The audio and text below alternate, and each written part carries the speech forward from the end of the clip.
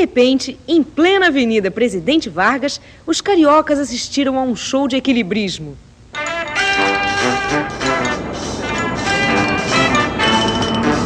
A bicicleta tem 3 metros de altura, mas o ciclista não é de circo. É um mineiro da cidade de Rio Pomba que trocou a enxada e o arado pelo dinheiro, nem sempre muito fácil, de shows em colégios e clubes. Mas de vez em quando, na entre-safra dos contratos, faz o show de graça mesmo, e no meio da rua para chamar a atenção.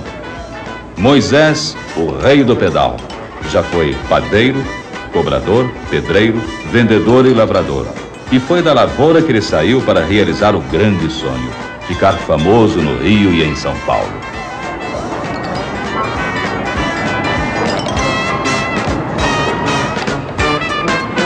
A bicicleta de Moisés tem 2 partes independentes e ele faz malabarismo em qualquer uma das 2.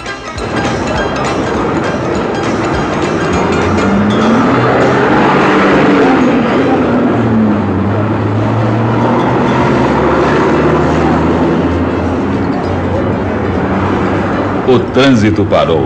Todo mundo queria ver Moisés. Só quem não gostou muito foi o guarda.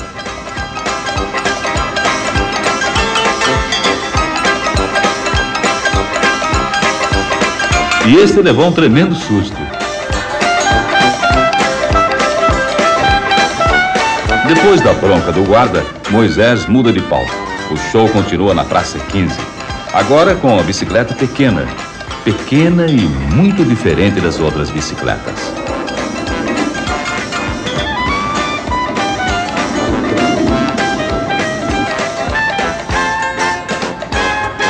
Uma bicicleta comum e as primeiras lições de equilibrismo.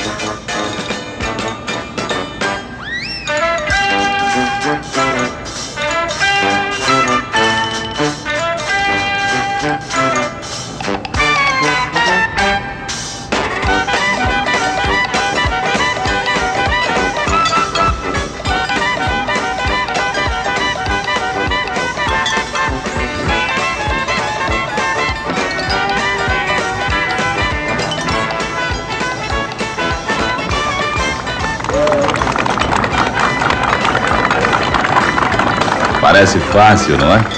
Mas você faria isso com apenas 1 palmo de distância entre as garrafas?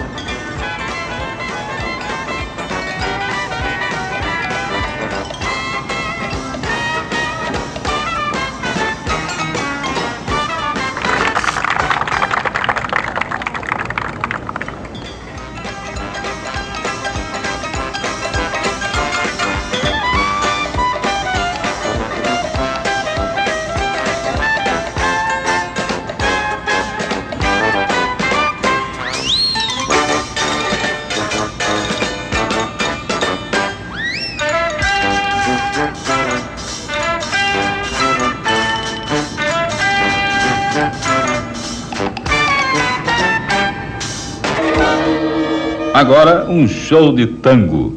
E a parceira de Moisés é a própria bicicleta.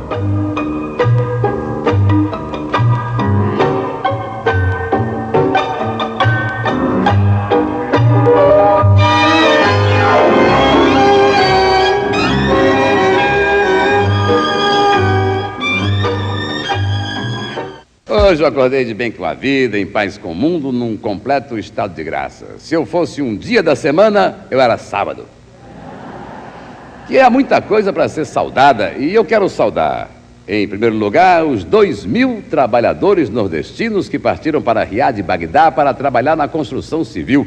E quero dizer que espero para muito breve notícias do Califa Severino e do Cheque Nepomuceno. E dou minha solidariedade aos sofridos técnicos de futebol, para quem o Campeonato Brasileiro deveria se chamar Dancing Days, porque cada dia dança um. E eu saúdo o Marechal Idi Amin, que esta semana divertiu os membros da comunidade africana com os seus discursos e pronunciamentos. Aliás, para o Idi Amin ficar completo, só estão faltando o Didi, o Dedé e o Zacarias. Por outro lado, eu quero lamentar que os dirigentes árabes e judeus só tenham chegado a um ponto pacífico, a guerra. Isso é desagradável. Eu não posso dar vivas ao princípio fundamental de que a lei é igual para todos os que não possuem dupla cidadania. E lastima o fato de que, numa época em que os bandidos viajam a jato, o castigo continue vindo a cavalo. Mas, fora isso, eu ergo um brinde aos médicos residentes pela vitória alcançada no seu movimento reivindicatório. Afinal, havia médicos ganhando por mês 2.000 e poucos cruzeiros, preço de uma consulta. E eu saúdo os futuros senadores biônicos, porque eles serão reserva importante para o país. 22 biônicos a 6 milhões de dólares cada um é uma nota preta. Eu dou um voto de confiança para as reformas que estão sendo debatidas, emendadas, substituídas, mas quem já fez reforma sabe que é assim mesmo. Reforma sempre custa o dobro, demora muito mais tempo do que o previsto e nunca fica exatamente como a gente quer. Mas eu acredito nas reformas, eu acredito. E chamo a atenção de vocês para uma coincidência curiosa. Na maior reforma que já houve na história do mundo, há 2.000 anos atrás, o escolhido para preparar o caminho se chamava João Batista. E por fim, eu quero dar as boas-vindas a você, Louise Brown, primeiro bebê de proveta, filha do homem da ciência, da carne do vidro, do sangue e do aço. Fruto do amor e da técnica. Seja bem-vinda, Louise, a este mundo que agora é seu. Não repare se ele está em desordem. Se a gente soubesse da sua vinda, talvez pudesse ter preparado alguma coisa melhor. O mundo é seu, Louise. Não é muito, mas é tudo o que temos para oferecer. Você nasceu sob os aplausos e vivas dos líderes feministas, porque, afinal, o primeiro bebê de uma nova era, marco e símbolo de uma nova civilização, é uma mulher. Você é a Eva antes do Adão. Depois de tantos estudos e de tantos ensaios, você é hoje a estrela principal do show da vida. Venha tranquila, Louise, sem receio, sem temores. Fique certa de que, no instante da sua concepção, no exato momento em que o óvulo era fecundado na proveta, aquele arrepio que o Dr. Patrick Steptoe sentiu, outra coisa não era senão o sopro de Deus. Com vocês, Mr. Brasil. O ideal nasce da mente, da alma é que nasce a paixão, mas somente o amor somente nasce de um bom coração. Não houve erro nosso, não. É Mr. Brasil mesmo. 1,30 m de tórax, 64 de bíceps, 80 de abdômen. Um super-homem que, como todo mundo, também faz suas quadrinhas.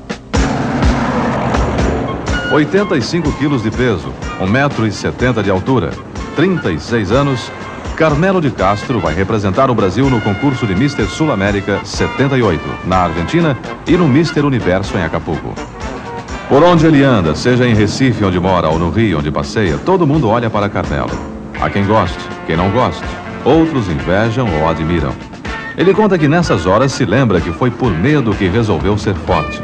Aos 8 anos, Carmelo perdeu a irmã de leucemia e começou a ter os mesmos sintomas da doença da irmã. Ele só viu uma saída: exercícios, muito exercício. E hoje ele é o homem de melhor físico do Brasil. Carmelo chega a treinar até 7 horas por dia. Não pode abusar de nada, nem de comida, nem de sexo. Carnes, ovos, nada de bebida, nada de fumo. Mas ele, que não é de briga, se irrita quando ouve de alguém a velha provocação que diz: muito músculo, pouca ideia. Porque Carmelo, filho do poeta pernambucano Israel de Castro, não faz questão de cuidar só do corpo. Lê, discute os problemas do mundo, exercita a cuca como qualquer pessoa. E diz que gosta de usar a cabeça e não os músculos, a não ser na hora da competição.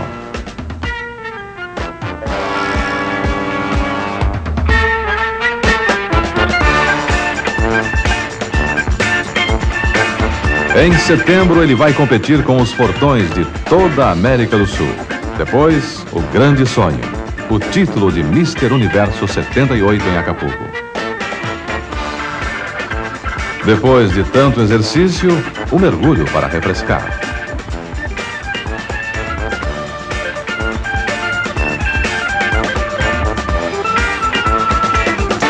Mas em matéria de natação, ele ainda é bem fraquinho.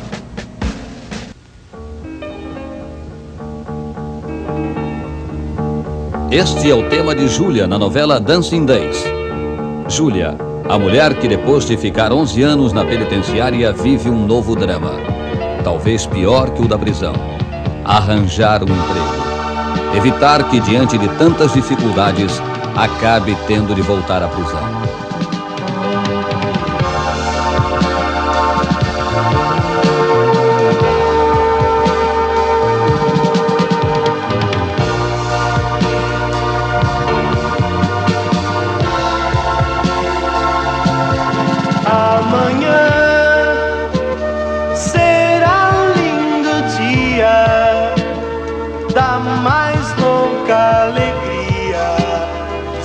Posso imaginar amanhã redobrada força pra cima que não cessa a de vingar. Amanhã mais nenhum mistério acima do ilusório, o astro rei vai brilhar. Amanhã a luminosidade alheia a qualquer vontade há de imperar, há de imperar.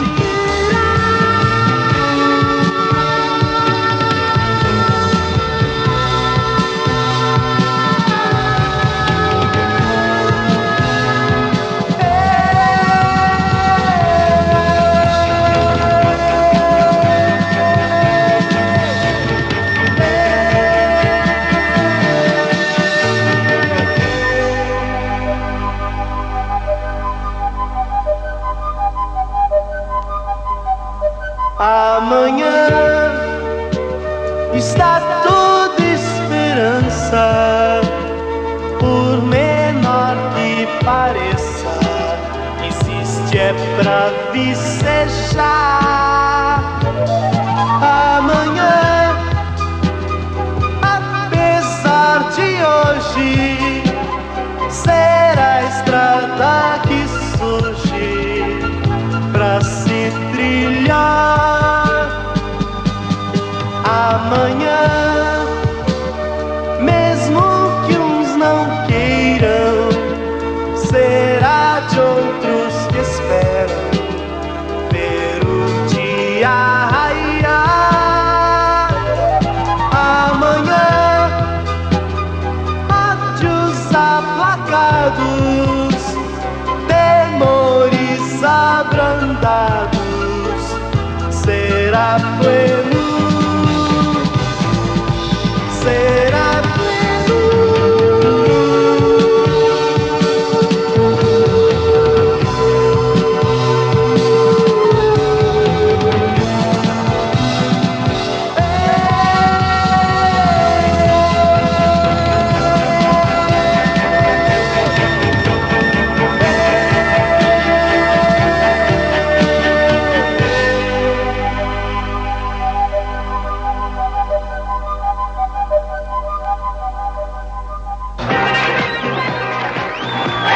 Hoje a onda é esta: discoteca. É mais que um ritmo ou um jeito de dançar. É um comportamento, um estilo de vida. É uma indústria que fatura milhões e milhões de dólares. O estilo discoteca já tem até um ídolo internacional, John Travolta. Ouçam esta. No Japão, fizeram um concurso nacional para descobrir qual o japonês que dança mais parecido com Travolta.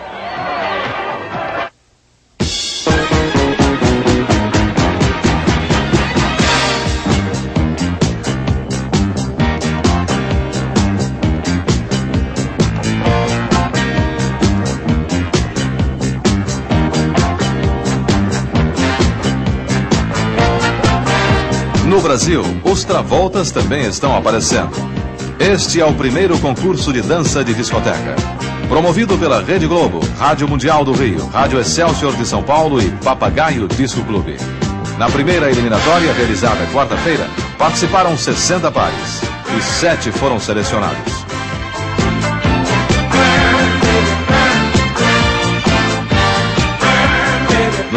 Lenny Dale, Eduardo Tornaghi, Zósimo Barroso do Amaral, Márcia Braga, Marília Valls, Suzana Viana, Tânia Caldas, Paulo Azevedo, Carlinhos Machado e Hildegard de Angel. Na plateia, a bailarina clássica Márcia Aidê.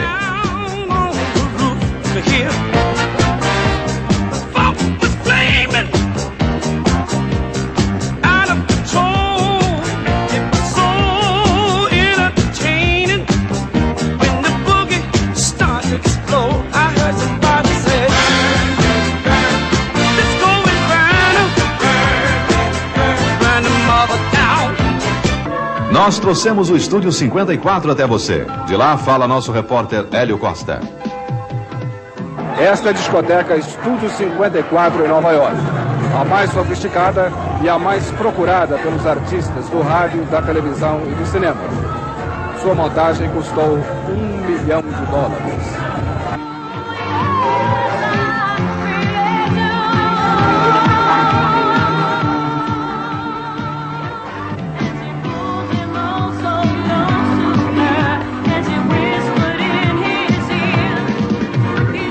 No Estúdio 54 você pode estar, de repente, dançando ao lado de John Kennedy Jr., Elizabeth Taylor, Charlton Heston, Dustin Hoffman, Al Pacino ou com o próprio John Travolta.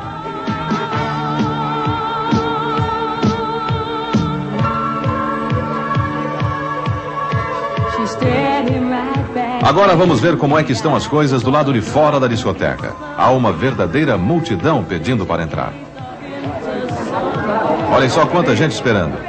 Mas os fregueses são escolhidos por um leão de chácara muito especial, o dono da discoteca. Ele decide quem entra e quem não entra. Liza Minnelli, por exemplo, entra. Bianca Jagger também. Então vamos aproveitar e entrar de novo na maior discoteca do mundo. Vamos ver as pessoas que comandam toda a loucura de som e de luz.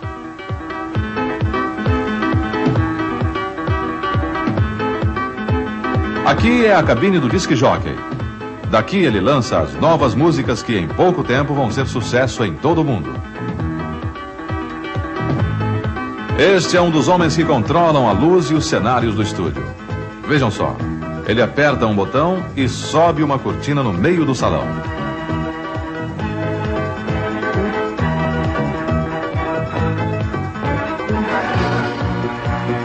Outra loucura visual que ele controla daqui. As luzes que descem até a pista.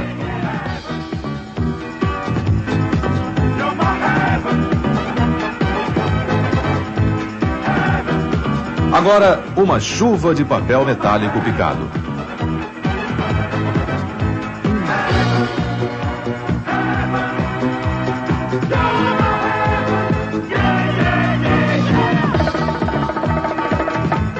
A música de discoteca parece ter muitos músicos e cantores. Vamos ver como ela é feita. A base já está gravada numa fita magnética.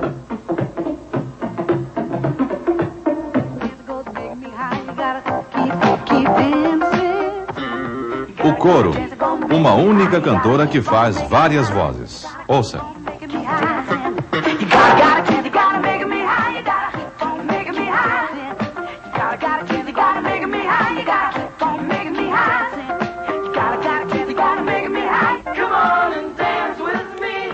O solo dos cantores.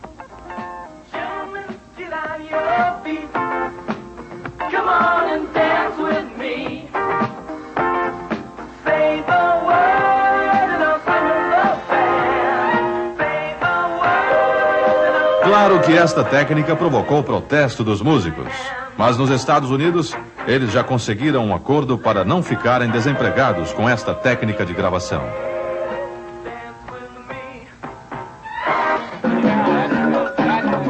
Aqui a mixagem, a mistura bem dosada dos instrumentos e vozes. Tudo com muito balanço. Outra característica da música de discoteca, aproveitar velhos sucessos com um novo ritmo. Nossos parentes mais velhos dançaram muito com Moonlight Serenade. The stars are aglow, and tonight how their light sets me dreaming.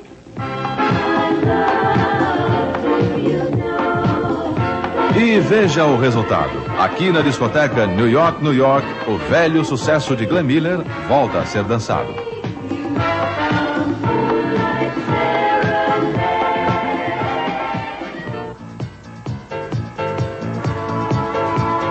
Outro sucesso antigo de Glenn Miller, Chattanooga Choo Choo, também em versão discoteca.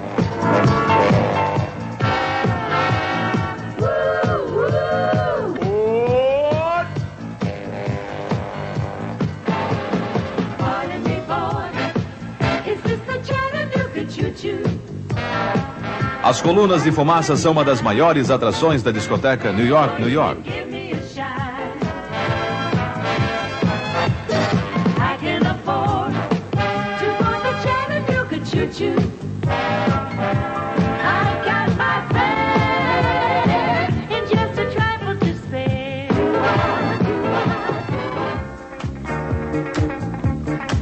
Agora você está conhecendo, antes de muita gente famosa, a discoteca do momento nos Estados Unidos.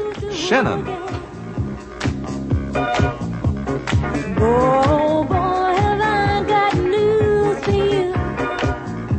A verdade é que até os sociólogos estão estudando o fenômeno das discotecas, porque elas não são apenas uma moda, são uma verdadeira revolução em termos de comportamento, unindo pessoas de todos os tipos, jovens e velhos, gente de paletó e gravata e gente descalça e sem camisa. Uma diversão popular, barata e que, segundo alguns sociólogos, ajuda as pessoas a se livrarem das tensões do dia a dia e significa muito mais do que um simples jeito novo de dançar.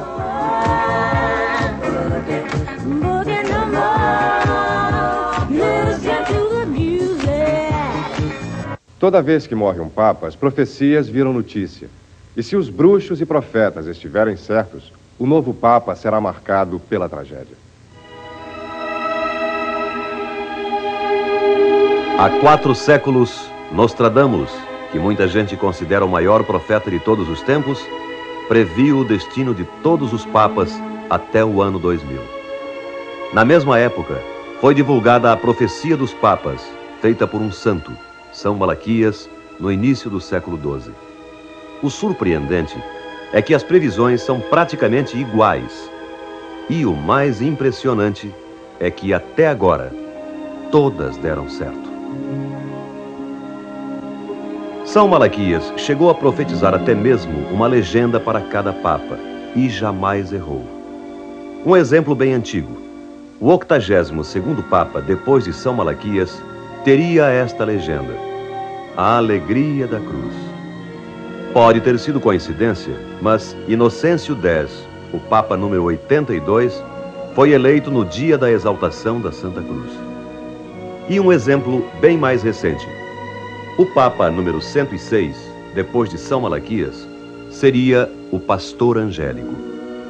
O papa foi Pio XII, que a igreja já pensa em canonizar como um magnífico, um formidável, um santo pastor de almas. Mas a lista de São Malaquias previa apenas mais 111 papas, desde o século XII até o fim do mundo. Ou seja, um total de 265 papas, desde São Pedro. Se as profecias do santo irlandês estiverem certas, haverá apenas mais 4 papas, depois de Paulo VI, e todos eles ainda no século XX. É outra coincidência com as profecias de Nostradamus. Ele, que chegou a prever o ano da morte de Pio XI, 1939, e o lugar onde Paulo VI morreria, a 12 quilômetros de Roma, também profetizou apenas mais 4 papas até o fim do século. Até o final dos tempos, como sempre diz. E o mais terrível é que tanto Nostradamus quanto São Malaquias previram um destino trágico para o sucessor de Paulo VI. Para São Malaquias, ele será um mártir da igreja, mediador santíssimo, futura vítima. E Nostradamus profetizou que ele vai ser aprisionado no porão de um navio para morrer no mar. Mas, para os especialistas da igreja em sucessão de papas, o que vale mesmo é uma estranha série de coincidências que vem acontecendo desde 1846. Um papa gordo é sempre seguido por um magro. E, quando um tem a letra R no nome, o sucessor não terá. Portanto, depois de Paulo VI, viria um papa gordo e com a letra R no nome. Poderia ser o holandês Willy Brandt, mas outra coincidência é que há 4 séculos o papa é um italiano. E os especialistas em política do Vaticano apontam como candidatos mais fortes os cardeais Perico Felice e Sérgio Pignedoli. Afinal, na igreja são poucos os que admitem se importar com coincidências ou profecias. Mas a verdade é que muita gente anda assustada com a previsão de um destino trágico para o próximo papa. E para se saber se as profecias podem ou não dar certo, este é um detalhe da maior importância. Nostradamus, que até hoje ainda não errou, previu o nome do futuro papa. E se ele escolher mesmo ser chamado de Gregório XVII, os profetas terão começado mais uma vez a acertar o futuro.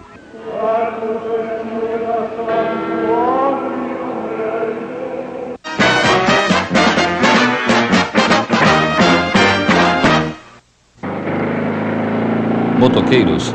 Não. Um esquadrão de cobradores da taxa de ar no ano de 1999. É este o futuro que nos espera, o ar puro vendido. Se as pessoas continuarem pensando que poluição é conversa de TVs, jornais, novelas e futurólogos alarmistas. A conta de ar não foi paga. Viemos cobrar.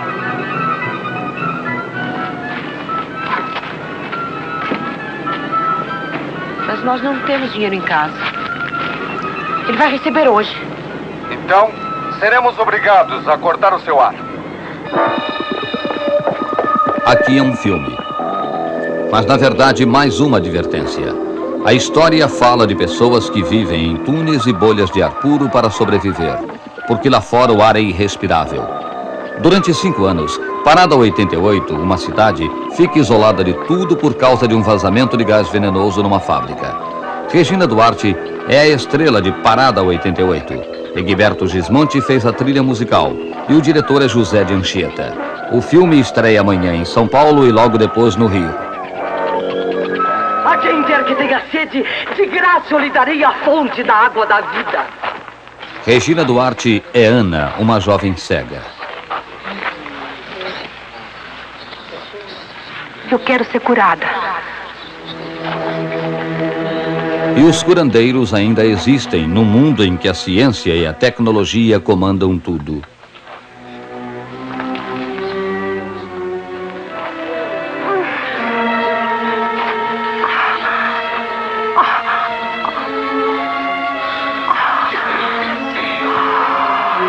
Estás enxergando? Estás enxergando? Forças do mal! Estás presente? Eu sei que estás presente! Forças do mal! Sai! Sai! Sai! Forças do mal!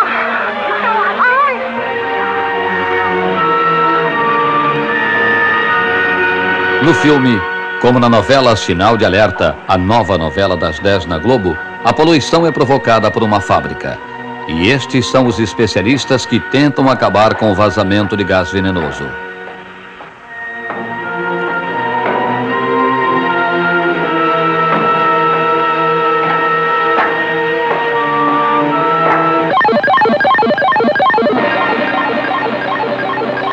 Uma doença do futuro. Este homem respirou ar poluído. A cirurgia é calculada por computadores.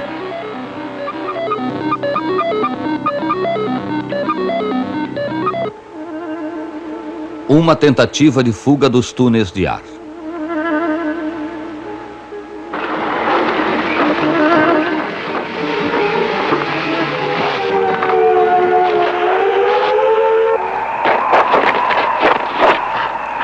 A noite de 31 de dezembro de 1999. Ano novo. Ano 2000. O homem que sempre lutou para comer, criar os filhos, vestir-se, divertir-se, ser feliz, agora luta também para respirar.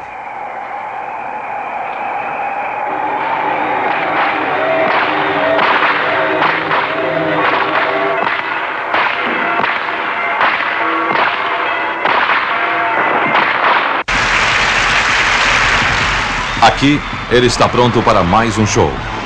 Aquele que seria o último show de Elvis Presley. Fisicamente muito pouco do jovem rebelde que mudou o comportamento de toda uma geração. Mas a voz e o jeito de cantar não mudaram tanto. E o público ainda reage com paixão e loucura. Imagens só liberadas agora, um ano depois que ele morreu. Um especial que vai ser mostrado na íntegra quarta-feira que vem pela Rede Globo. I've loved, I've laughed and cried, I've had my fill, my share of losing, and now, as tears subside, I find it all so amusing to think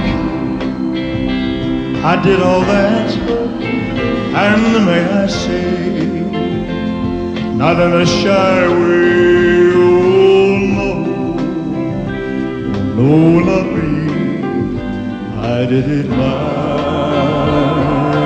way. Oh, what is a man? What has he got? If not himself, then he has not to say the word he truly feels, and not the words one lives. The record shows I took the blow and did it my way. The record shows I took the blows and did it my way.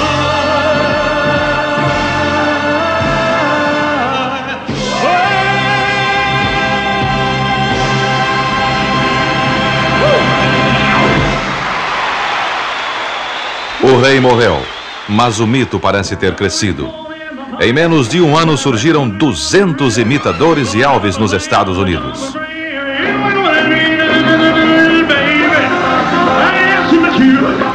Um imitador que conseguiu fazer sucesso, Rick Saucedo.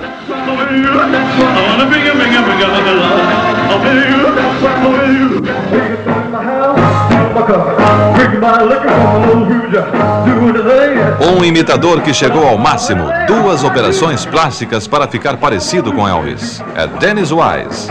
Vocês viram há algum tempo no Fantástico. The cheeks here have been puffed out and rounded. As faces foram aumentadas, diz Dennis Wise. O nariz foi feito reto para parecer com o de Elvis. Os lábios foram diminuídos e o queixo ampliado. E eu não me arrependo de ter feito isso. And that is the extent of my plastic surgery that I've had.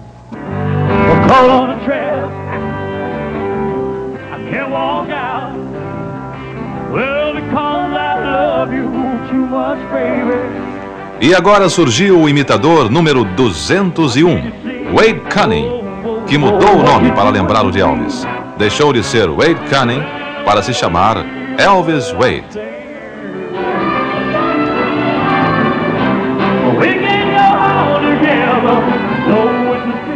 People told me I looked like him, that I sounded like him.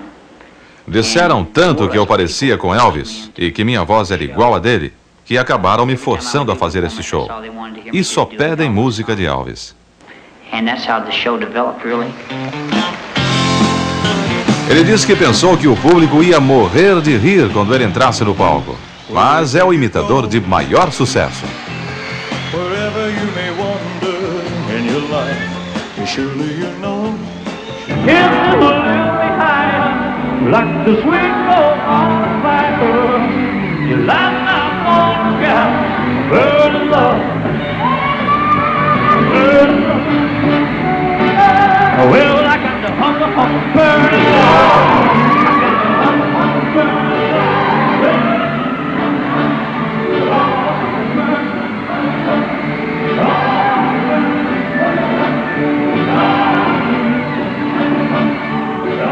Na verdade, dificilmente algum imitador de Elvis vai conseguir evitar um tom grotesco, por melhor que seja. Faturar é outra coisa. Elvis Wade lembra de fato Elvis Presley, mas nos últimos tempos do rei. O público aplaude, grita, chora pelo imitador número 201 ou será por Elvis Presley? E vocês vão conhecer agora o número 202. Ele tem uma vantagem. Lembra o Elvis dos primeiros tempos e é um brasileiro. Tony Lemos.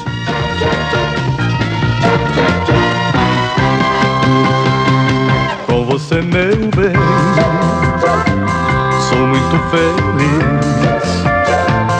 Você é o amor que eu sempre quis. Longe de você, vivo a cantar aquelas canções que agora vou recordar. It's now or never, can't hold me tight.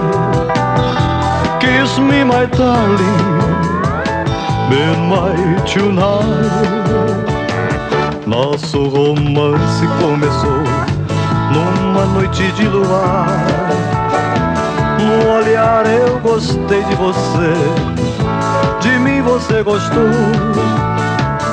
Eu sou feliz, feliz por você me amar. E esta canção vou recordar. Kiss me quick, I wish to hurry sailing.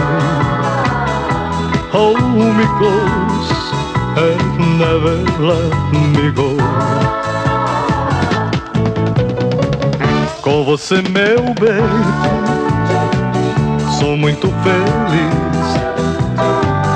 Você é o amor que eu sempre quis. Longe de você, vivo a cantar outra canção que vou recordar. Love me tender, love me sweet, never let me go. Your heart made my life complete, and I love you so. Love me tender, love me true, all my dreams fulfill. For my darling, I love you, and I always will. Nosso romance começou numa... Ele veio da cidade de Alegre, no Espírito Santo, e nunca apareceu na televisão, nem cantou nas grandes rádios.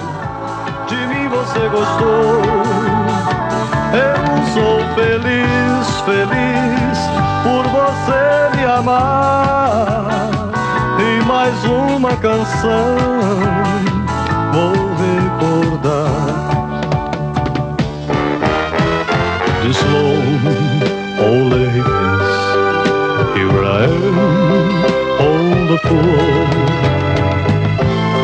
wandering we go. She says she'll like me, 'cause she knows I'm alone. But there's nothing at all. Essas canções são lembranças do nosso passado. Eu canto pra recordar você e quem se foi. Eu sou feliz, feliz por você me amar. E com esta canção vou terminar.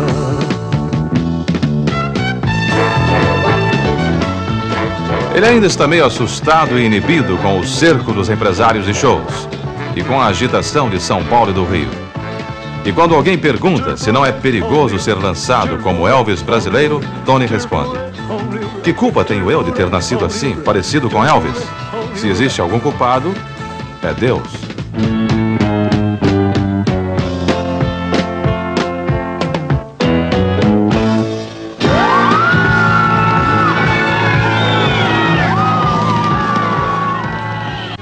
Esta é a segunda eliminatória do primeiro concurso de dança de discoteca, promovido pela Rede Globo, Rádio Mundial do Rio, Rádio Excelsior de São Paulo e Papagaio Disco Clube.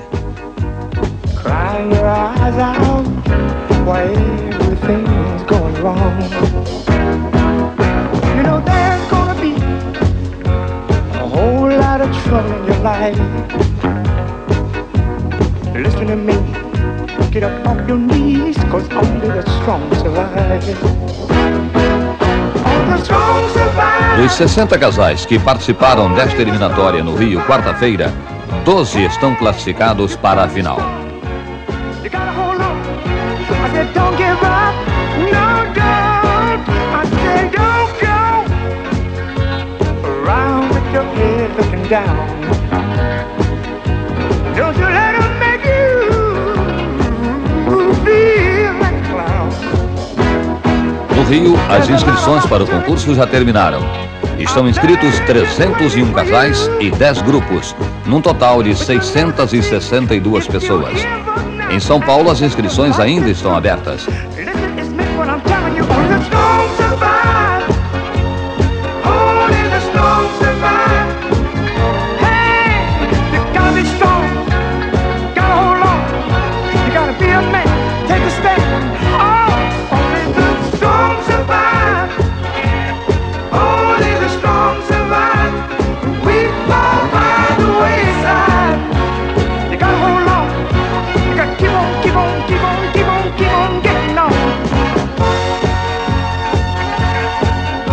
Aqui o júri da eliminatória de quarta-feira: Maria Rosa, Gal Costa, Carlinhos Machado, Cecília Carvalho, Cláudia Montenegro, Aloísio Velotti, Carlos Leonan, Patrícia Brito e Cunha Teixeira, José Walter e Silvinho.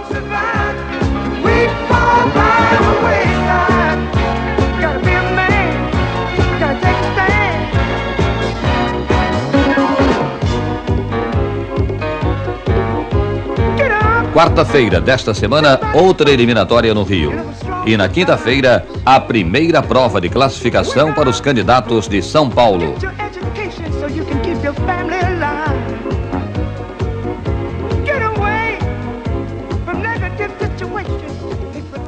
Vocês que me acompanham há tantos anos, por certo, já viram que eu sou um otimista incorrigível e definitivo. Meu biorritmo está ótimo, já me inscrevi no concurso de John Travolta e estou pronto para um contato imediato de qualquer grau.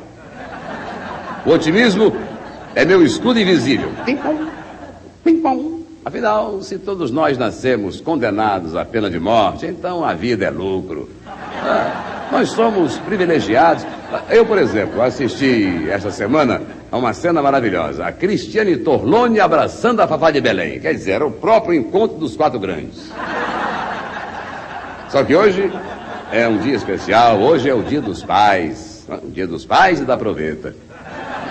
Nós já ganhamos lenços, meias, cintos, carteira, gravata. E, por favor, não seja aquele tipo de pai que é contra a educação sexual nas escolas por medo de precisar ajudar na lição de casa. Seja como um caçador de cobra. Segure as pontas. Tá certo que nem todos têm a felicidade de ter a profissão do Léo Batista, que passa a vida escolhendo os melhores momentos. O Léo, sim. O Léo é um privilegiado especial, como o Tarzan, que por ser homem macaco tem direito a 2 planetas. Mas tá tudo bem, tudo bem. Vejam vocês, numa época de tanta poluição, o campeonato brasileiro terminou verde, né? Verde do Palmeiras, verde do Guarani, verde do Campo e verde da raiva de vascaínos e colorados. Mas, por falar em futebol, eu encontrei o Rivelino e ele está feliz da vida com um contrato de $1 milhão para jogar na Arábia Saudita. Ele me contou que está morando num verdadeiro palácio. Palácio. Quando chegou lá, o sheik abriu a porta, era uma suíte sensacional com 2 salas, banheira de mármore. Isso era a gaiola do Curió do Rivelino. Bom, o resto da casa é uma imensidão. Na sala principal tem um tapete, que é onde o time treina quando chove. Rivelino tem carro com chofer, está sempre lá na porta o carro. E diz que já trocaram o carro 5 vezes. Encheu o cinzeiro, eles trocam o carro. O contrato dele é de 2 anos e alguns meses. E eu desconfio que esses alguns meses são para inteirar as 1001 noites. Ele me contou também que os campos de lá são iguais aos daqui, iguaizinhos, só a bandeirinha do córner que é diferente. Ela tem um tripé embaixo, para não cair. Um tripé. Eu perguntei por quê, ele falou que é para não fincar a bandeirinha no chão, porque fincou esguicha petróleo. O time é meio devagar, mas o Rivelino já descobriu por quê. A concentração é no harém. E lá se foi o Rivelino à procura de um saco de milho para levar para a Arábia. Aí eu estranhei. Milho para lá, ele falou, não, combustível de camelo lá tá caro.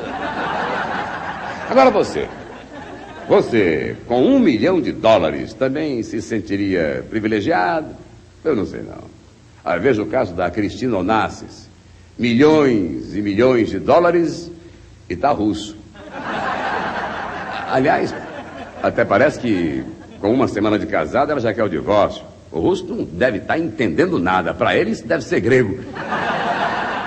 Mas otimismo, gente. Otimismo, nós todos somos mesmo privilegiados. Existe inclusive a possibilidade do próximo Papa ser um brasileiro. É como diz o Azambuja. Nada mais justo, Chico. Se Deus é brasileiro, o seu representante vai ser o quê? Argentino?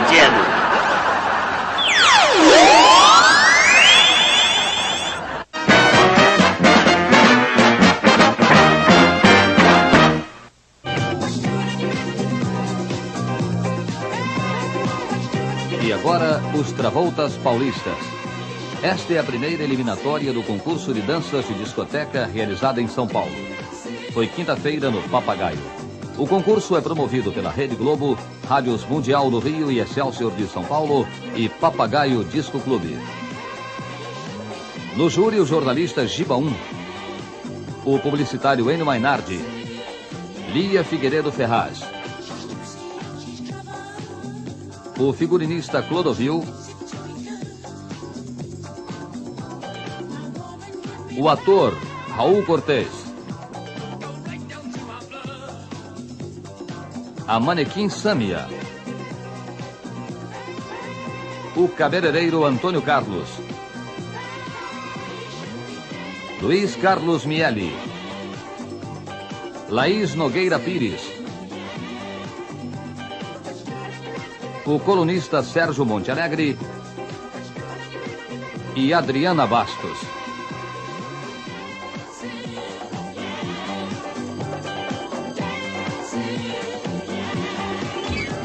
Teve gente que misturou dança com acrobacia. Vejam só.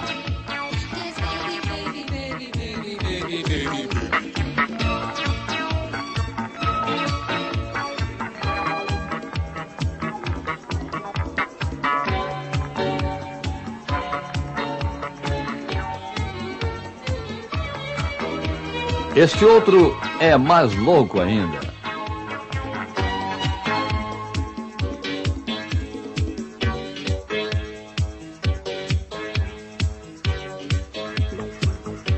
Nesta eliminatória, 12 casais foram classificados. Na próxima quinta-feira, outra etapa do concurso em São Paulo. No Rio, a eliminatória será quarta-feira na discoteca Papagaio.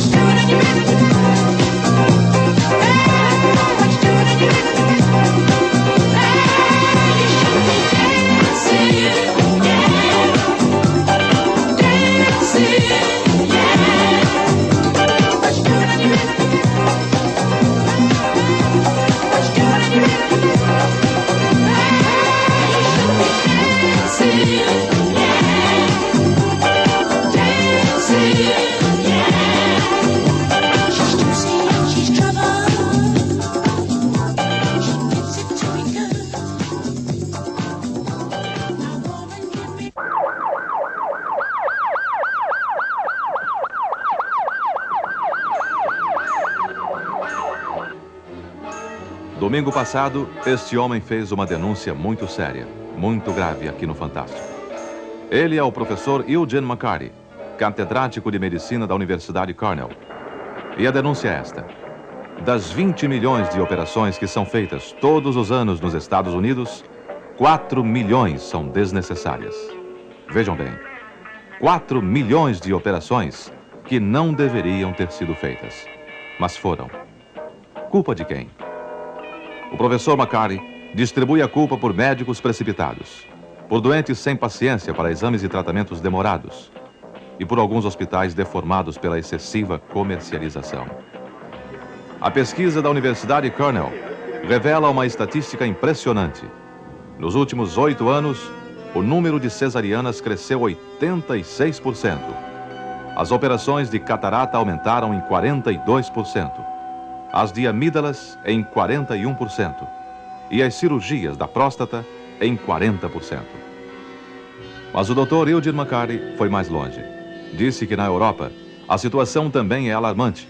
Nossos repórteres em Londres e Paris foram conferir.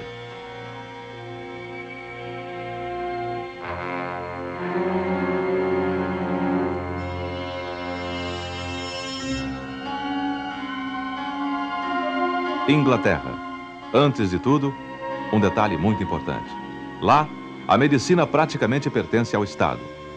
E é um médico do Colégio Real de Cirurgiões, o professor Harold Ellis, que também é catedrático de cirurgia do Hospital de Westminster, o entrevistado por Sandra Passarinho.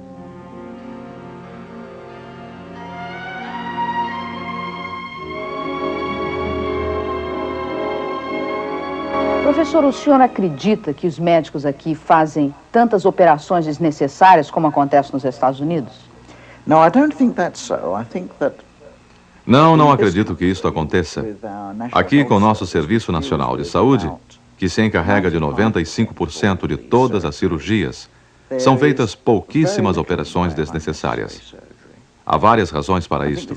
Uma delas é que não existe nenhum estímulo financeiro para que o cirurgião faça operações desnecessárias simplesmente porque os médicos, os cirurgiões, recebem o mesmo salário, quer operem o paciente ou não.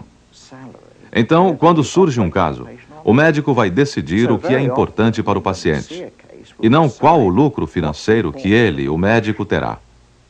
Em segundo lugar, existem tantos casos sérios à espera de tratamento que não há tempo para fazer operações desnecessárias. Quanto ao caso dos Estados Unidos, eu já observei de perto a medicina americana. Nos Estados Unidos se pratica uma das melhores medicinas do mundo, se não a melhor. Mas também se vê medicina ruim, uma das piores. E sinto dizer que uma das piores práticas médicas está nos hospitais particulares americanos. E quando digo pior, quero dizer que, em grande parte, é medicina desnecessária. Porque temos que saber que se o cirurgião tem que levar em conta o aspecto financeiro, ele deve sofrer muitas pressões para fazer isto, consciente ou inconscientemente. Por exemplo, se aparece alguém com uma lesão na perna, um problema que pode ser resolvido clinicamente, ele vai pensar: se eu não fizer a operação, o doente vai procurar um outro médico que certamente vai fazer uma cirurgia. Então, é melhor que eu mesmo faça. Nos Estados Unidos se faz 2 vezes mais operações do que aqui. Isto quer dizer que ou estamos fazendo metade das operações que deveríamos fazer, ou os americanos estão operando 2 vezes mais que o necessário.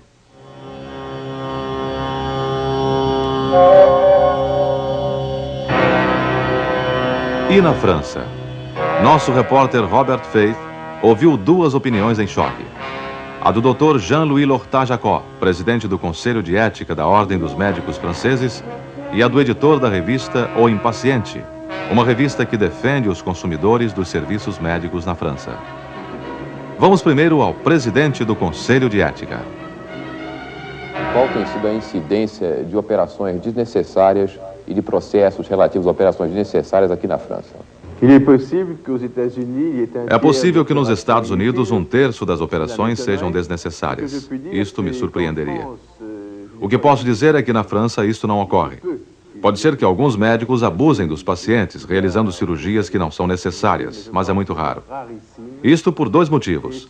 Em primeiro lugar, existe a Ordem dos Médicos para fiscalizar e eventualmente punir os médicos que cometam falhas. Os médicos temem estas punições, que podem ir desde a expulsão do quadro da ordem até a proibição de exercer a medicina. A segunda razão é que os cirurgiões franceses são formados com muito apuro. Através do internato hospitalar obrigatório, eles vivem muito tempo em contato com médicos mais experientes que lhes ensinam a profissão e a maneira de se comportar com os pacientes. Na América, a formação cirúrgica não é tão rígida e qualquer médico pode realizar operações cirúrgicas. Que, en plus de leur métier, leur apprennent aussi très bien la façon de se comporter vis-à-vis des malades. Você acredita que também existe uma diferença na atitude dos pacientes americanos com relação à medicina e aos médicos e os pacientes franceses com relação à medicina? Je pense que tout patient, c'est-à-dire tout malade, Todo paciente, todo doente precisa de segurança. Seja americano, francês ou brasileiro, o doente tem necessidade de um médico em que possa confiar. O que ocorre nos Estados Unidos é que quando o doente não fica satisfeito com o tratamento dispensado pelo médico, às vezes por motivos fúteis, insignificantes, ele processa o médico ou o cirurgião. Acho que nos Estados Unidos existem muitos pequenos advogados que, para conseguir clientes, incitam os doentes a se queixarem dos médicos ou dos resultados obtidos nos tratamentos. Daí, os processos. É claro que na França existem pacientes descontentes e processos, muitas vezes inteiramente justificados contra médicos.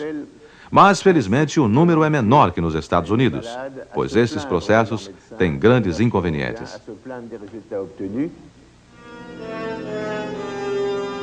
Mas os editores desta revista, O Impaciente, que denuncia os erros médicos e o mau atendimento nos hospitais e consultórios, acham que a coisa é bem diferente na França.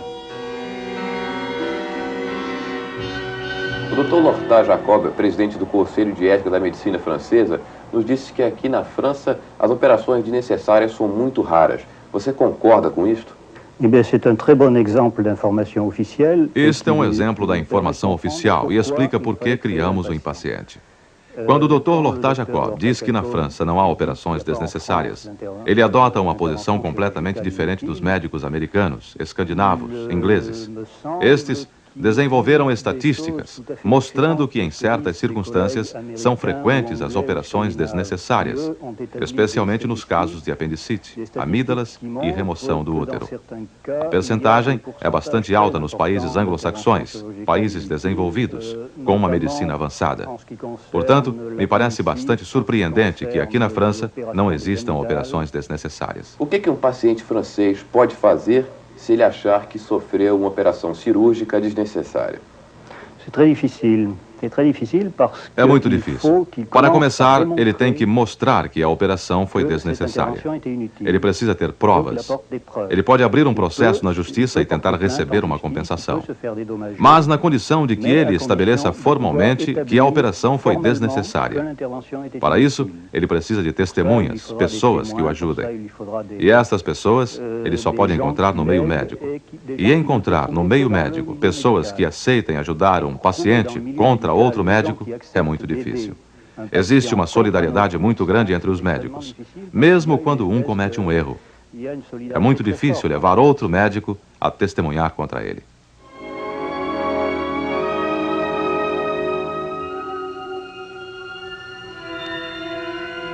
Bem, e agora vamos ao Brasil. Primeiro, os números.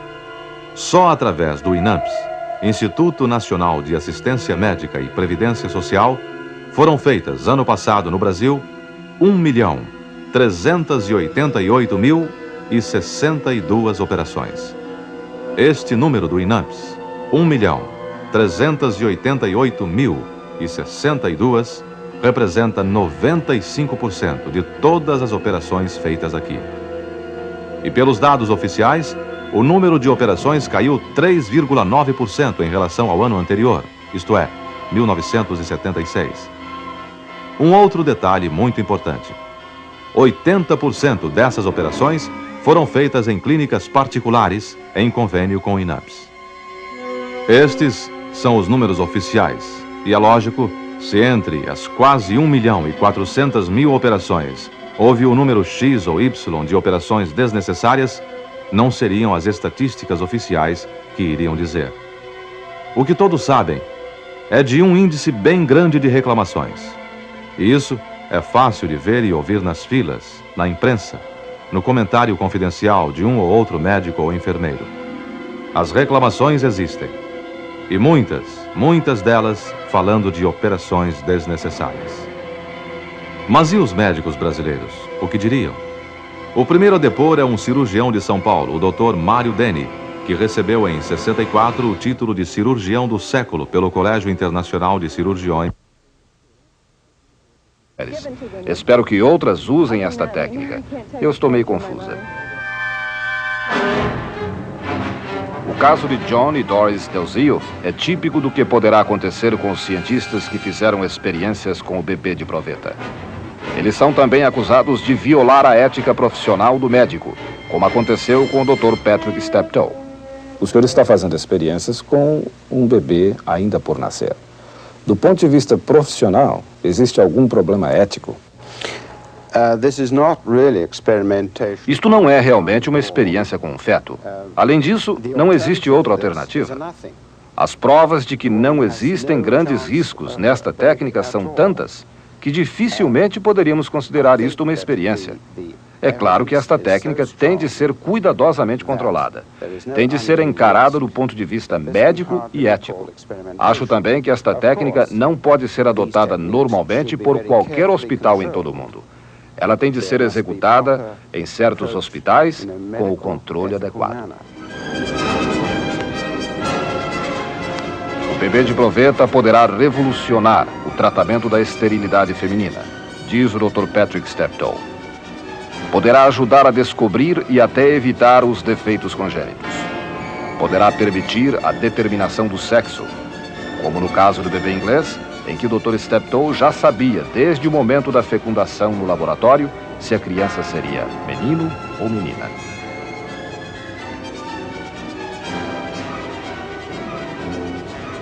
Mas existem também os inconvenientes. Será que surgirão as mães substitutas, que receberão um embrião de outra mulher que simplesmente não quer passar pelos problemas da gestação? Mesmo que o bebê de proveta seja fisicamente normal, será que aguentará as pressões da curiosidade popular, das pessoas que querem ver e tocar um ser humano que foi criado em um laboratório e observado desde que suas primeiras células se formaram?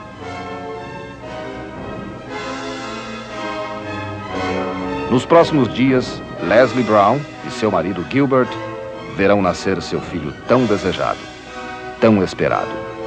Um bebê que mesmo antes de vir ao mundo já se tornou famoso. E só ele, no futuro, poderá dizer se o ato de amor substituído pela proveta no laboratório valeu a pena. Se o homem deve chegar ao requinte do progresso científico de criar a vida humana. Ou se isto deve continuar, como até agora, nas mãos seguras da natureza.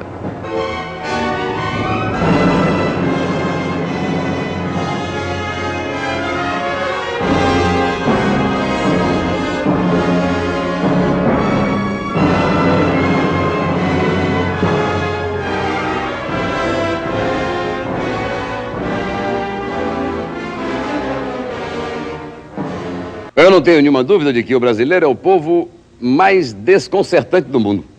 Acho que não foi à toa que quando Walt Disney procurou um símbolo para o brasileiro, escolheu o papagaio.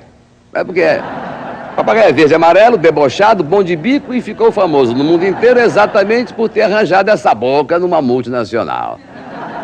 Porque para o brasileiro a tragédia de hoje é a piada de amanhã. Não se pode facilitar. Vê, por exemplo, o caso do Guarani de Campinas. E Campinas é uma cidade espetacular, mas que luta para desmanchar uma certa fama que invejosos e despeitados tentaram criar para a cidade e tal. Então, o Guarani chega à final do campeonato brasileiro e o que ele faz? Dispensa o Morumbi e resolve mandar o jogo no seu estádio.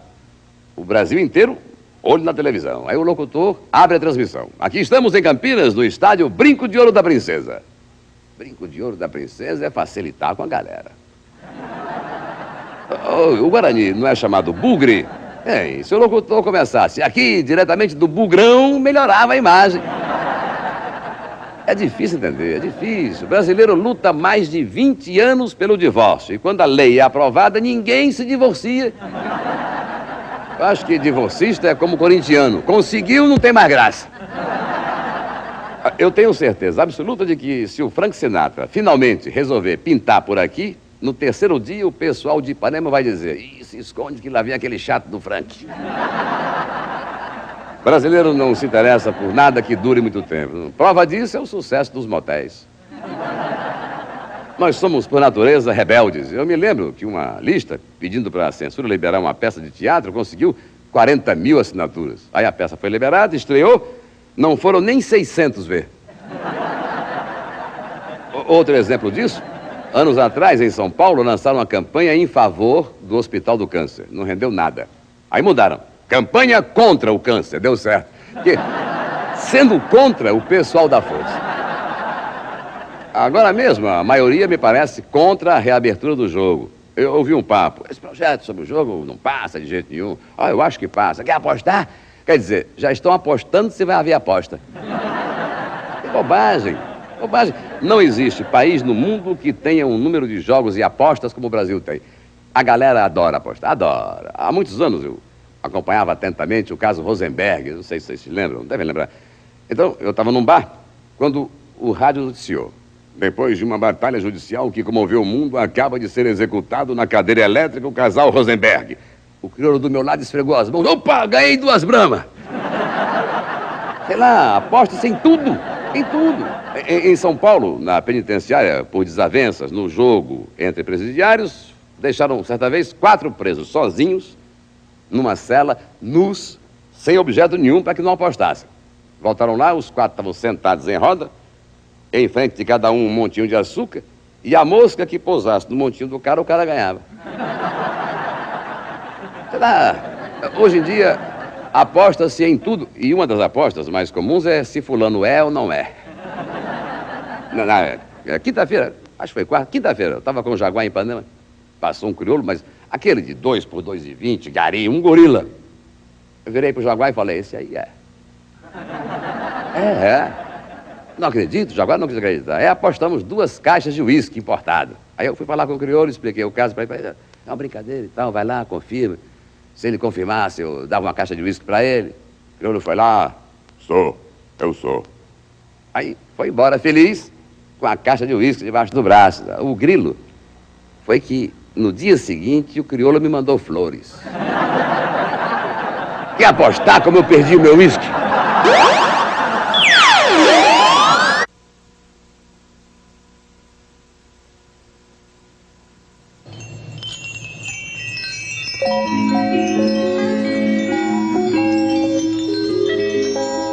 Será que você concorda com os críticos?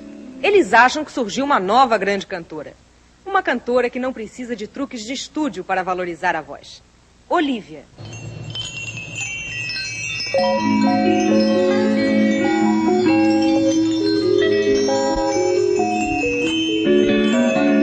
Lady Jane, respira o cheiro dos esgotos no chão, sob essas catedrais de Babel.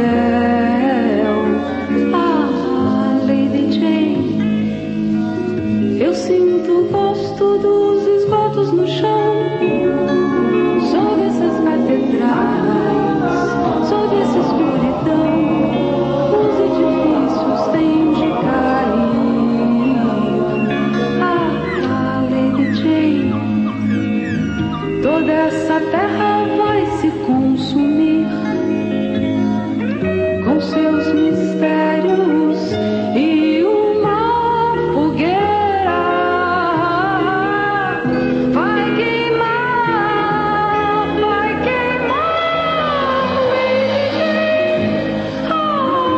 Lady Jane, eu tive um sonho estranho.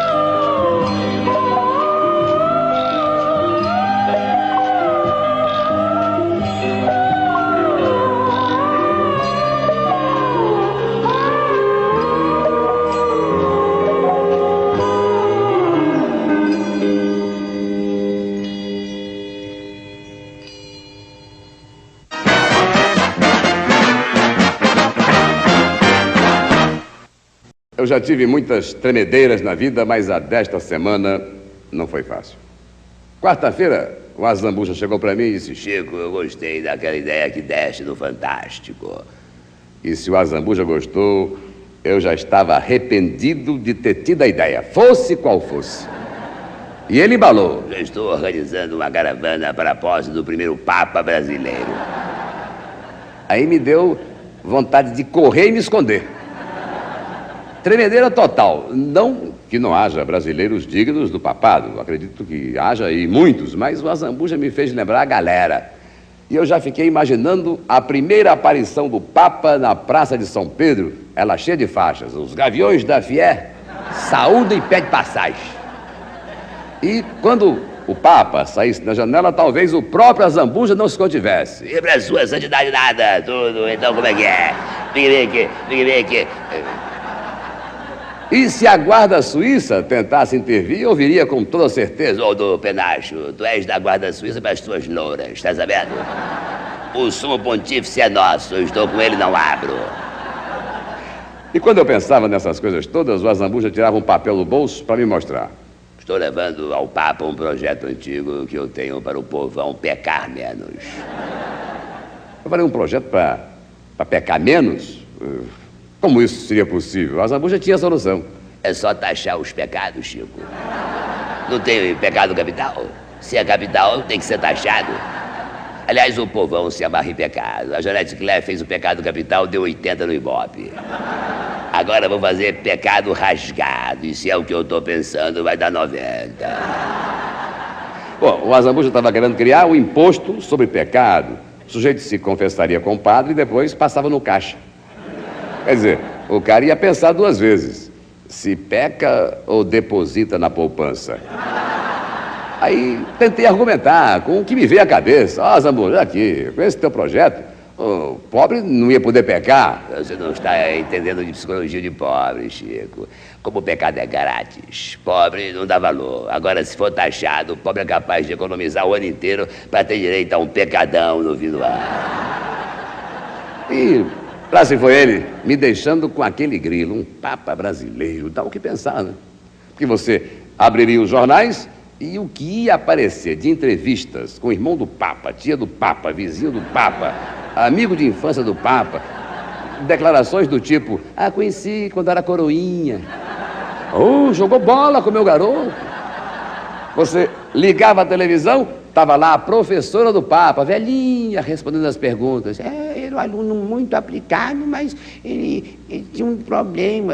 Ele tinha um problema. Algum apelido? Não. Ele era muito fraco em latim. Sabe, eu confesso que já comecei a rezar e a torcer contra.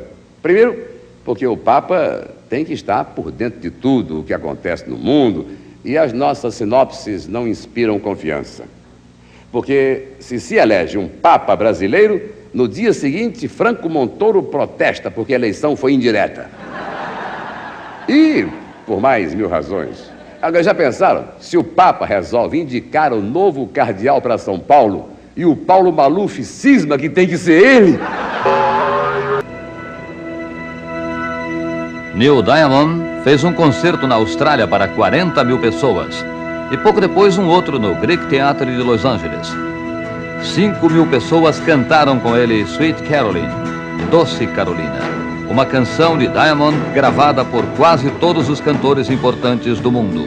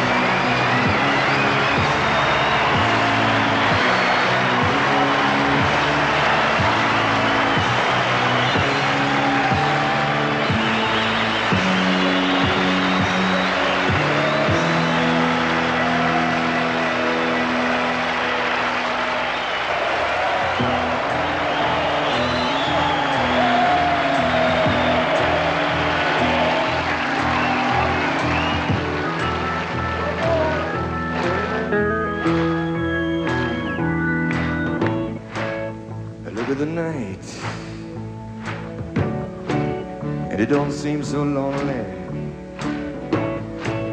We fill it up with only two. And when I heard blah, blah, blah, it runs off my shoulders. How can I hurt when I'm holding you? Warm, touching warm, reaching out, sense, touching me, touching you. Sweet Caroline, your time never seems so good. I've been inclined, honey, say it again, to believe it never would. Oh, no, no. Yeah, you can clap if you feel it. Get it.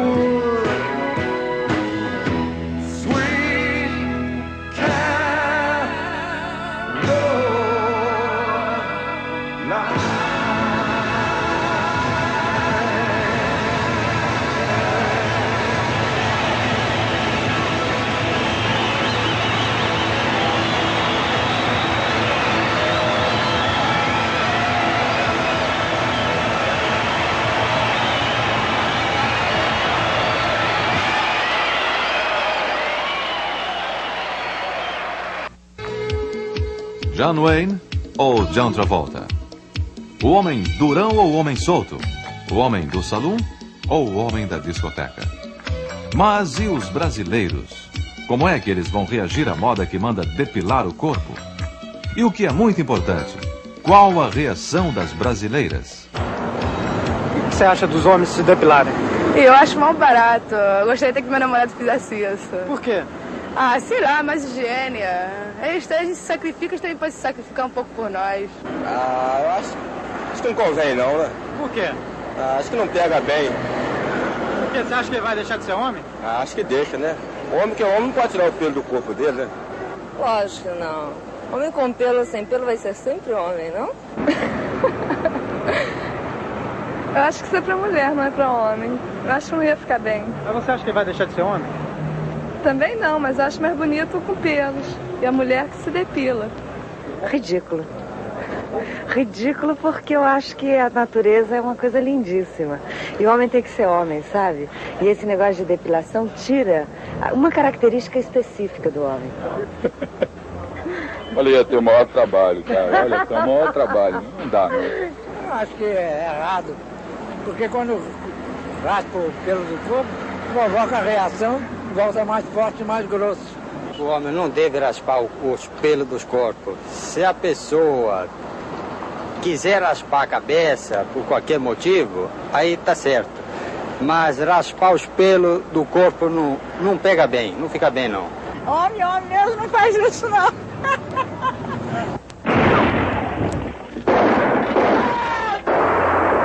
A verdade é que boa parte dos brasileiros das grandes cidades já frequenta salões de beleza sem qualquer inibição.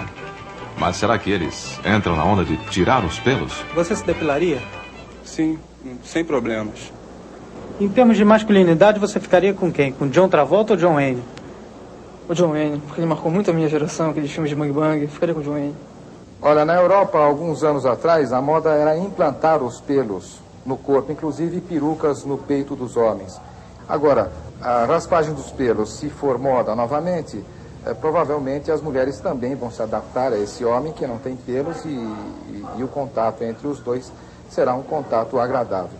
nesse caso eu também entraria e raparia os meus pelos. Agora é esperar para ver quem entra nessa. Mas o certo é que a linha Travolta já tem seus defensores, que veem em Travolta a explosão de um novo comportamento masculino. E aqui está um dos advogados de defesa de Travolta, o psiquiatra Ângelo Gaiassa. Olha, antes que decidir com a autoridade profissional, eu vou dar para vocês alguns elementos para vocês mesmos julgarem. Deem uma boa olhada no John Wayne e vejam. Enquadrado, emparedado, endurecido, duro. É um homem que tem uma limitadíssima liberdade de movimento. O John Travolta é precisamente o contrário, a gente poderia compará-lo quase a um malandro, todo cheio de volteios, gingados e balanços. Ele se expande em todas as direções. Ele pode vir de qualquer lado, ele pode olhar de qualquer ângulo. É um personagem indiscutivelmente muito mais rico de percepção, de movimento e de resposta. Achei muito bom este filme do John Travolta, como se ele não for uma simples moda que dura três meses e desaparece, ele marca um sincronismo muito curioso entre a arte popular e a ciência, sugerindo a todo mundo que uma das boas coisas a fazer na vida, para arejar e melhorar a cuca, é dançar livremente, inventando a dança.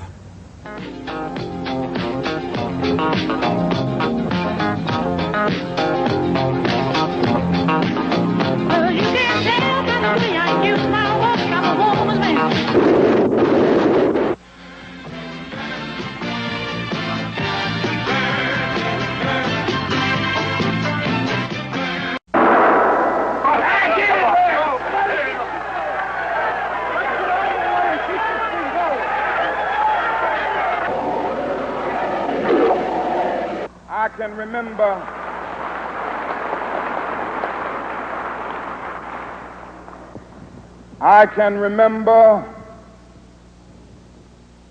when Negroes, Martin Luther King Jr., pastor negro e líder do movimento pela igualdade racial nos Estados Unidos na década dos 60. Seus discursos eloquentes e sua voz forte atraíam milhares de ouvintes onde quer que lhe dessem uma tribuna. But that day is all over.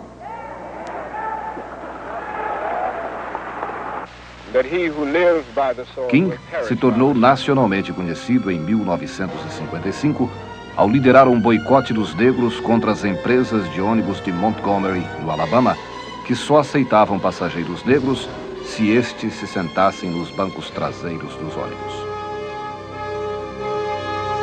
Em 1963, já conhecida em quase todo o mundo pela sua pregação pacífica da igualdade racial nos Estados Unidos, Martin Luther King Jr. liderou a Grande Marcha sobre Washington, na qual 150 mil manifestantes, negros e brancos, foram exigir do governo o fim do preconceito racial.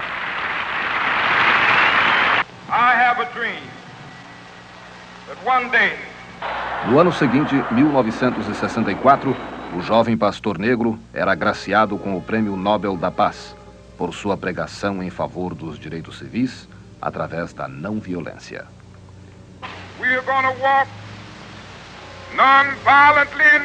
No dia 4 de abril de 1968, depois de liderar uma passeata pacífica dos lixeiros de Memphis, no Tennessee, Martin Luther King Jr. foi vítima de uma violência brutal.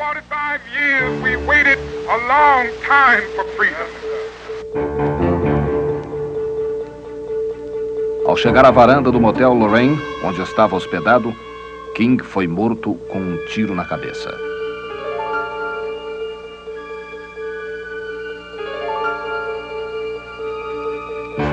E a violência gerou mais violência.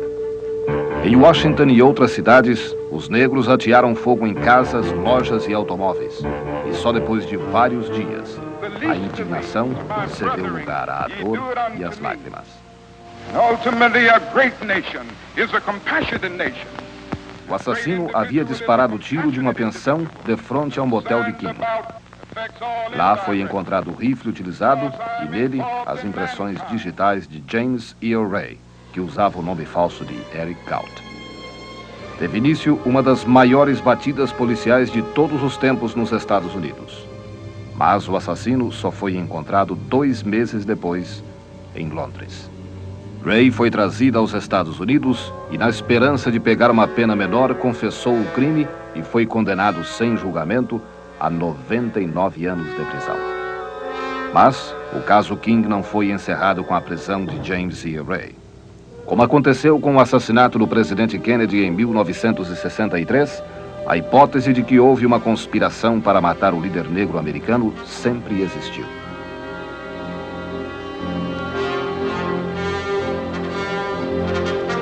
Por outro lado, o próprio Ray, tão logo foi condenado, apesar das inúmeras provas contra ele, se declarou inocente do crime e que um homem chamado Raul, que com ele praticou vários crimes menores, assaltos e contrabando, foi o autor do tiro que matou King.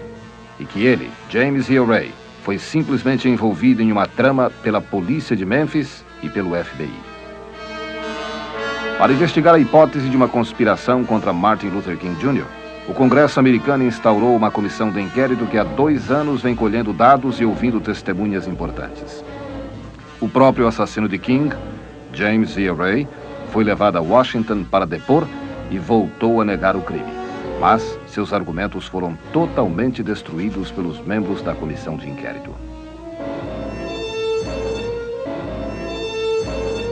Pouco antes da fase final do inquérito, e depois de mais de 1 ano de insistentes pedidos, James E. Ray concedeu uma entrevista exclusiva ao Fantástico, feita na prisão federal de Bush Mountains, no Tennessee. And where were you on 4th of April of 1968 from 5:30 in the afternoon to 6 o'clock? Because Dr. King was killed at 6:01.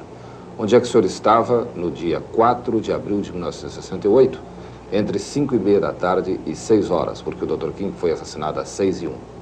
Well, attorney representing me now, Mark Lane, he's the author of a codename Zorro. O advogado que está me defendendo agora, Mark Lane, fez uma pesquisa detalhada para escrever um livro chamado Senha Zorro, sobre o assunto.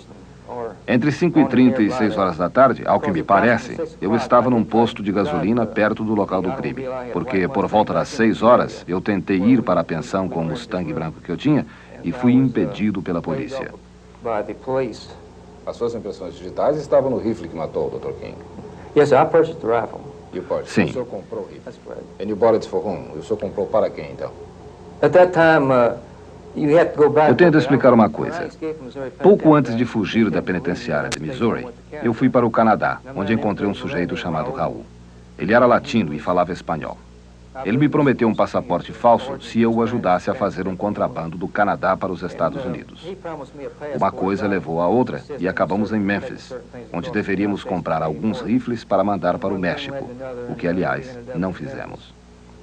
O senhor estava hospedado numa hospedaria exatamente de frente do motel onde estava o Dr. King. Yes, I had a room there. I was in the rooming house for approximately 15 Sim, minutes. eu tinha um quarto lá. Mas eu estive na pensão apenas uns 15 minutos. Eu tinha andado à toa pela rua. A última vez que eu estive na pensão foi às 5:30 da tarde. O senhor não acha que é uma grande coincidência? O senhor tinha as impressões no rifle que matou o Dr. King, o senhor comprou este rifle e estava na pensão de onde partiu o tiro que matou o Dr. King. Seria isso uma grande coincidência apenas? À primeira vista, o que o senhor disse me incrimina. Sem dúvida, o caso contra mim é sério. O que tenho de provar é que eu não estava na pensão no momento em que foi disparado o tiro que matou o Dr. King, porque a acusação não tem nenhuma testemunha ocular que me viu atirar. Mas as provas contra James E. Ray são irrefutáveis. O que não se sabe ao certo é se ele agiu só ou se o assassinato de Martin Luther King Jr. foi uma conspiração. E foi para solucionar este mistério que a comissão de inquérito que investiga assassinatos políticos nos Estados Unidos quis ouvir James E. Ray. Em seu depoimento, Ray afirmou que King foi morto pelo FBI e pela polícia de Memphis, alegando que no dia do crime, a guarda pessoal de King foi retirada, que a primeira pessoa a chegar ao local do assassinato foi um agente do FBI que trabalhava com a polícia de Memphis. Ray documentou ainda o ódio do ex-diretor do FBI já falecido J. Edgar Hoover, pelo líder negro. Martin Luther King, who will give us... O principal assessor de King na época, David Abernathy, hoje presidente da Liderança Cristã do Sul, fundada por Martin Luther King, também está convencido de que houve uma conspiração para eliminar o pastor negro e, com ele, seu sonho de igualdade racial. Mark Lane, autor de um livro sobre a morte do presidente Kennedy e outro sobre o assassinato de Martin Luther King Jr., é o advogado de James Earl Ray. Lane passou 2 anos investigando o caso para concluir também que houve uma conspiração. Os americanos não gostam da palavra conspiração. O senhor acha que os americanos tentam evitar esta possibilidade e suas implicações? É verdade que os americanos sempre acharam que não existe conspiração nos Estados Unidos. Que o conceito de conspiração vem da América Latina e da Europa. E que isto jamais poderia acontecer nos Estados Unidos. Mas uma pesquisa de opinião pública realizada recentemente indica que apenas 11% dos americanos acreditam que Lee Oswald agiu sozinho ao matar o presidente Kennedy e que mais de 80% acreditam que houve uma conspiração. O mesmo acontece com o assassinato de Martin Luther King. A grande maioria acredita que houve uma conspiração para eliminar o pastor negro. A mesma pesquisa mostrou que os americanos acreditam mais em Papai Noel do que nas conclusões da Comissão Warren, que investigou a morte de Kennedy. O senhor não acredita, portanto, que Lee Oswald matou o presidente Kennedy e que James Earl Ray matou o Dr. King? Eu acho que as provas indicam claramente que os principais suspeitos da morte de Martin Luther King Jr. devem ser aquelas pessoas ligadas ao FBI em 1968, inclusive Edgar Hoover, então diretor da organização. Não resta dúvida de que o FBI desempenhou um papel importante ao esconder os fatos sobre o assassinato.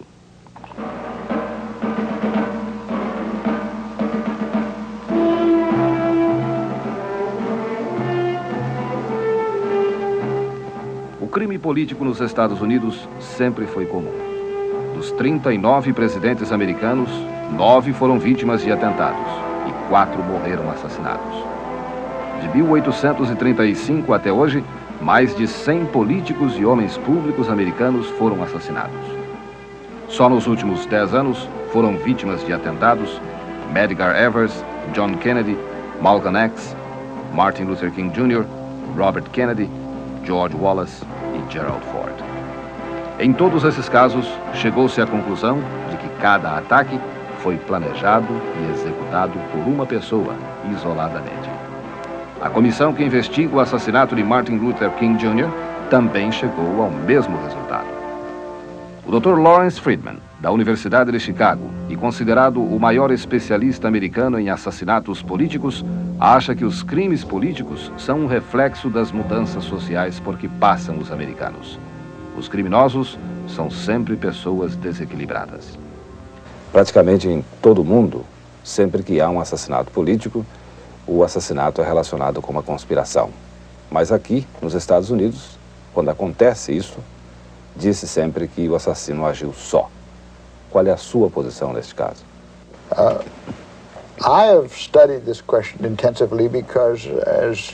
Eu estudei este problema intensamente porque, como você sabe, ele nos tem causado muita preocupação. As provas de que os assassinos agem sozinhos são muito mais convincentes e objetivas do que as várias teorias de conspiração.